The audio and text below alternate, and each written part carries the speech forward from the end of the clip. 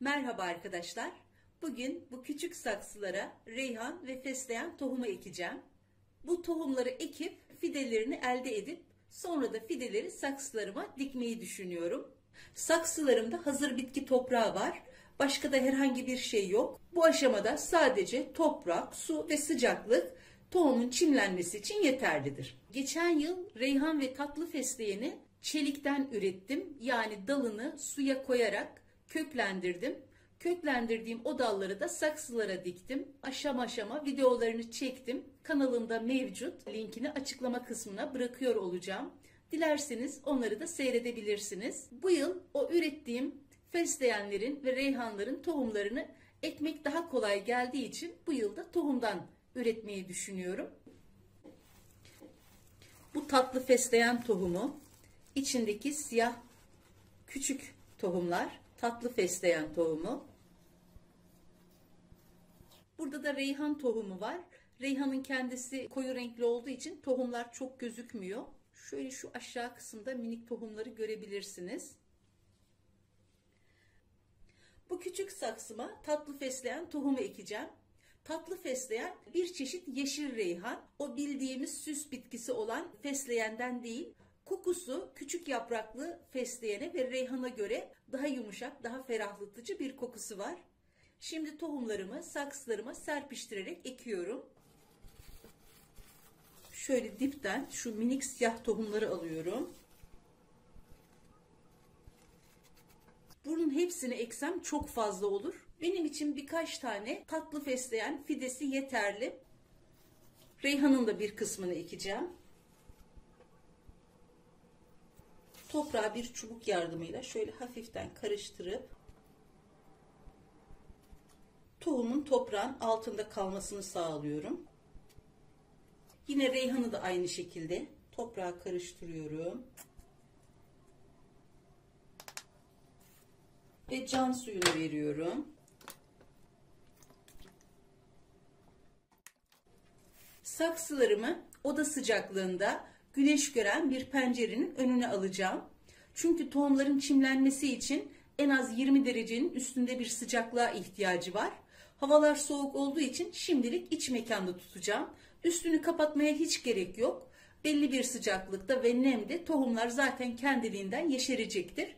Tohumlar yeşerdikçe, büyüdükçe aşama aşama çekip sizlerle de paylaşmaya çalışacağım. Merhaba arkadaşlar. Reyhan ve fesleğen tohumlarını ekeli tam 10 gün oldu. Fesleğen tohumlarını ektikten 4 gün sonra hemen yeşermeye başladı. Bir adet de reyhan yeşerdi. Fakat diğer tohumlar yeşermedi. Fesleğenler gayet güzel yeşerdi. Halen de yeşermeye devam ediyor. Diğer reyhan tohumları yeşerir mi bilmiyorum. Herhalde tohumda bir problem oluştu. Yine de bekleyeceğim. Bir tanesi içinde olsa gelişimini takip edeceğim. Bu aşamada herhangi bir gübre vermiyorum. Sadece su vererek, güneşte tutarak gelişimlerini takip ediyorum. Merhaba arkadaşlar. Fesleğen ve reyhan tohumlarını ekeli tam 25 gün oldu. Bu 25 günlük sürede bu boya geldiler. Kimisi geç yeşerdi, kimi bayağı büyüdü. Reyhanımda sadece bir tohum yeşermişti. Sonradan 2 tohum daha yeşerdi. Tohumda bir sıkıntı oluştu herhalde. Bu tohumu kendim elde etmiştim. Çok ektiğim halde sadece reyhan 3 tane, fesleğen daha iyi sonuç verdi. Bu şekilde büyümelerini takip ediyorum.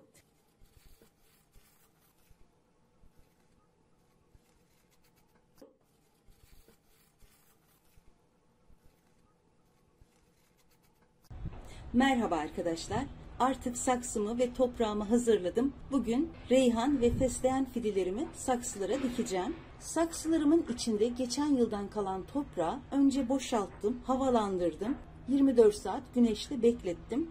Sonra o toprağın yarısını saksılara koydum. Yani tamamını tekrar saksılara doldurmadım. Her birinin içine şöyle avucumla 2 avuç kadar yanmış hayvan gübresi koydum. Üzerine de hazır bitki toprağı gezdirdim. Şimdi reyhan ve fesleğen fidelerimi saksılarıma dikeceğim. Öncelikle saksılarımın içindeki fideleri çıkararak işe başlıyorum. Fesleğenlerim, tohumlar hemen hepsi yeşerdi. Ama reyhanlarımın sadece 3 tanesi yeşerdi. Bunlar yeterli benim için. Şimdi bunları saksılara yerleştireceğim. Şöyle saksımı biraz sıkarak içindeki toprağı gevşetiyorum.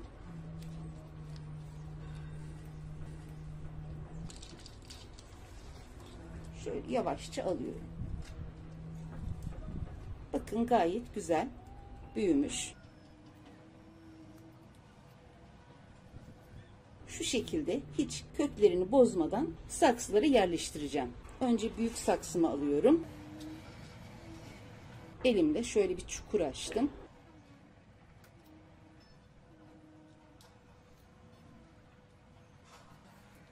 Toprağı az geldi. Biraz etrafını toprakla besliyorum. Can suyunu da veriyorum. Şimdi diğer saksıma diğer fideyi dikiyorum.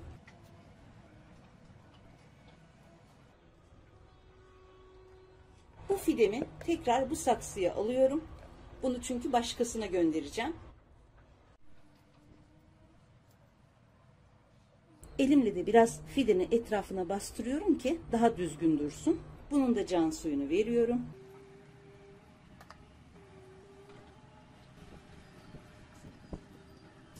Şimdi de fesleğenlerimi dikeceğim. Böyle büyük uzun bir saksım var. Şöyle önce fesleğenleri kabından çıkarayım. Bu şekilde fideleri birbirinden ayırıyorum.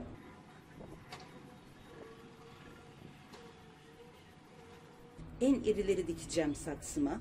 4 tanesi yeterli. Şöyle elimle açtığım çukurlara yerleştiriyorum.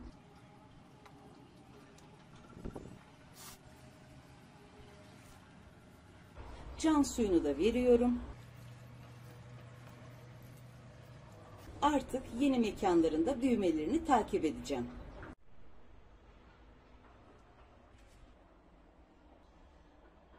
Merhaba arkadaşlar. Fesleğen ve reyhanları ekeli tam 12 gün oldu. Üst üste 3 gün suladım. 7 gün ara verdim. Ondan sonra tekrar suladım. Fesleğen ve reyhan fidelerim fide olarak saksıda çok beklediği için ektikten sonra hemen bu şekilde çiçeğe durdu. Bunu göstermek istedim. Özellikle kesmedim. Bunlarda da çiçek var. Sadece bunun çiçeğini aldım. Bunun da üzerinde çiçek var. Öncelikle bu çiçekleri alarak işe başlıyorum. Bakın bu alt kısımda da çiçek var. Çiçekli olan bölümün tamamını aldım. Yine bunda da aynı şekilde aldım. Bunları yemekte kullanabilirim. Bu tohumları almazsak fidemiz tamamen tohum üretimine başlar. Kesinlikle dal vermez. Bu filizler cılız bir şekilde büyür. Bu şekilde üstteki tohumları aldığımızda tamamen yaprak ve dal vermeye başlar. Zaten bunun ürünü yaprağı ve dalları. Tükettiğimiz kısım bunlar. Bunların böyle bol verimli olması için mutlaka düzenli olarak üzerinden o çiçekli kısmı almak gerekiyor. Aynı şey reyhanda da oldu. Bakın bu reyhanımın da uç kısmı tohuma durmuş. Onu da alıyorum. Bu şekilde. Bu reyhanımda öyle bir şey söz konusu olmadığı için buna dokunmuyorum. Bunu da salatalarda tüketebilirim. Reyhan ve fesleğeni diktiğimiz toprak güçlüyse sadece sulayarak büyümelerini sağlayabiliriz. Ama arada yanmış hayvan gübresi, muz kabuğu suyu, ısırgan otu suyu verdiğimiz zaman çok daha gür, canlı ve güçlü bir şekilde büyüyecektir. Elinizde bu imkanlarınız varsa mutlaka bunları değerlendirin. Bu gübreleri nasıl hazırladığımın videolarının linkini açıklama kısmına bırakıyor olacağım. Oradan da rahatlıkla bakabilirsiniz. Elimde yanmış hayvan gübresi mevcut. Şimdi hepsinin toprağına birer avuç olmak üzere yanmış hayvan gübresi vereceğim. Yanmış hayvan gübresi gerçekten bitkiler için çok etkili, çok güçlü bir gübre. İmkanınız varsa, bulabiliyorsanız mutlaka temin edin ve bitkilerinizde kullanın derim. Gübreyi vermeden önce çapa yapar gibi saksıların toprağını biraz havalandıracağım. Bir çubuk kalemle bu işlemi rahatlıkla yapabilirsiniz.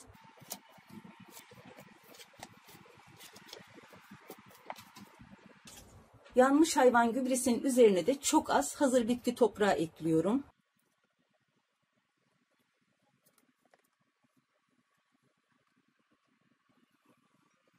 Bu gübrenin de üzerine artık suyunu veriyorum. Bundan sonra susadıkça sadece su vereceğim. Bu şekilde büyüdükçe aşama aşama çekip sizlerle paylaşmaya çalışacağım. Merhaba arkadaşlar. Reyhanlarımın ve fesleğenimin ilk budamalarını yapacağım. Belli bir büyüklüğe geldiler. Bakın hemen çiçeğe durmuşlar. Fesleğende de yine aynı şekilde. Burada da var ama daha çok taze. Bu şekilde bu çiçeklere dokunulmazsa bunlar tohuma durur ve tohum verir. Bu tohum veren dallardan birini bırakıp iyice olgunlaştıktan sonra tohumunu alarak seneye tekrar ekebilirsiniz. Ben geçen yıl biraz erken topladığım için herhalde tohumlar tam olgunlaşmamıştı. O yüzden çok az yeşerdi. Gerçi ihtiyacımı gördü ama çok az yeşermesi beni üzdü. Reyhanı özellikle salçalı, sulu ve etli yemeklerde çok kullanıyorum. Özellikle içli köftenin olmazsa olmazı. Aynı zamanda şerbetini yapıyorum. Tatlı fesleğeni de salatalarda, pizzada, özellikle makarnada çok kullanıyorum. Bir de tatlı fesleğenle pesto sos yapıyorum. Hem makarnalara çok yakışıyor hem de kahvaltılık olarak çok güzel tüketiliyor. Denemediyseniz mutlaka deneyin derim. Kanalımda pesto sosun da tarifi var. Açıklama kısmına linkini bırakıyor olacağım. Oradan bakabilirsiniz. Reyhan ve fesleğeni bundan sonra toprağa azalırsa toprak ekleyeceğim. Reyhan güneş gördüğü zaman rengi mosmor oluyor. Daha kuytu köşelerde rengi biraz yeşile çalıyor. Güneşte büyüyen reyhanın kokusu daha keskin, rengi de daha mor oluyor. Reyhanı güneşten daha uzak bir noktada yetiştirdiğimiz zaman rengi biraz yeşile çalıyor.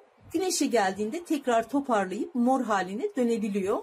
Gördüğünüz gibi gayet güzel büyüdüler. Artık budama aşamasına geldiler.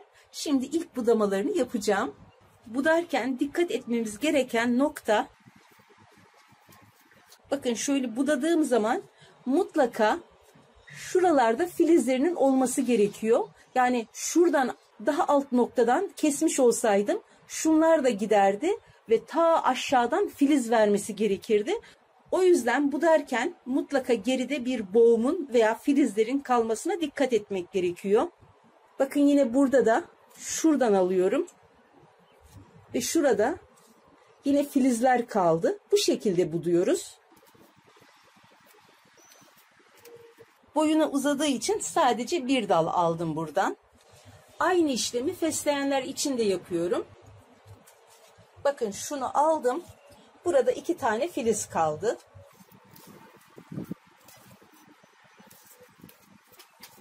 Fesleğenlerimi ve reyhanlarımı budadım.